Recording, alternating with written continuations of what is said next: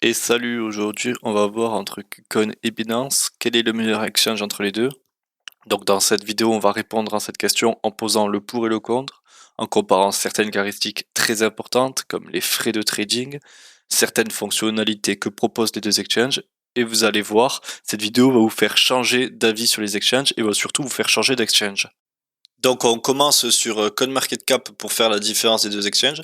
Donc ici c'est un classement des exchanges par volume, c'est-à-dire par quantité d'argent tradé sur les exchanges.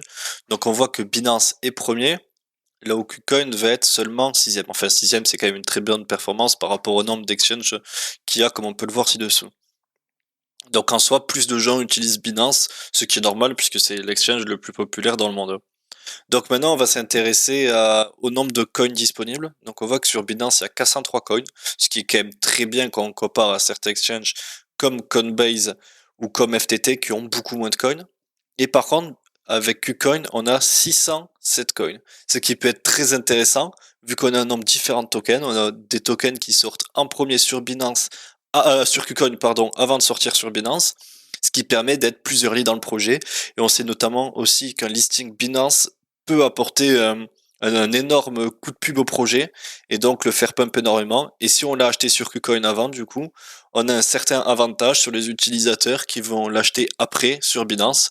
Donc maintenant, on va s'intéresser aux frais, mais on voit ça tout de suite. On se retrouve sur l'interface KuCoin pour vous parler de la suite, donc notamment des frais de trading. Au niveau des frais de trading, je vais pas m'attarder dessus. C'est à peu près identique. Je vous mets un tableau juste ici. Mais c'est à peu près identique et je vous conseille pas de considérer les frais de trading pour faire votre choix de plateforme. Par contre, là, on va parler des fonctionnalités qu'il y a sur KuCoin qui sont très intéressantes. Donc, on commence, bon, déjà, il y a toutes les fonctionnalités classiques, hein, le spot trading dont vous avez l'habitude sûrement sur Binance, les futures, bien sûr, mais aussi des fonctionnalités très importantes comme le crypto lending, une fonctionnalité que j'adore, une fonctionnalité qui permet d'avoir des très très bons rendements sur des stablecoins ou même sur des cryptos classiques, mais généralement c'est utilisé avec des stablecoins. Donc ça peut être notamment très utile dans une phase de marché baissier. On a bien sûr les KuCoin Pool, on a un peu de stacking, on a toutes les fonctionnalités classiques. Aussi, on a un bot. Personnellement, j'ai jamais utilisé le bot, mais je sais que pas mal de personnes l'utilisent, le bot de trading. Et donc, il peut être très utile. Il me semble qu'il est rentable. Enfin, bien sûr, on peut le configurer un peu comme on veut. Ça semble rentable, mais je ne vais pas vous en dire plus puisque je ne l'ai jamais utilisé. On retourne très rapidement sur CoinMarketCap pour parler des tokens des exchanges. Donc, on a le BNB, donc la crypto fait par Binance.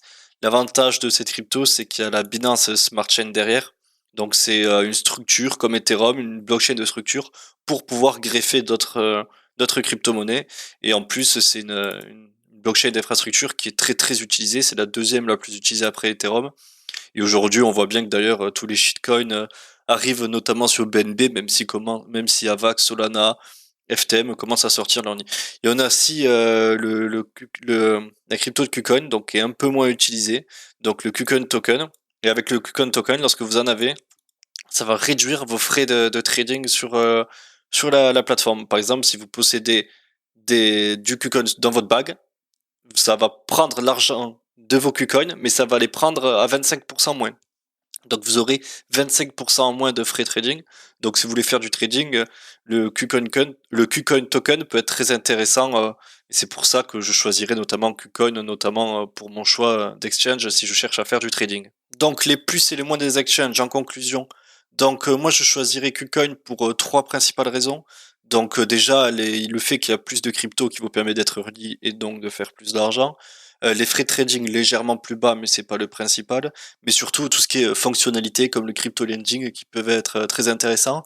Donc si vous avez déjà un compte Binance et que vous voulez passer sur Coin, je vous mets un petit lien affilié, ça va vous permettre encore de réduire vos frais de trading.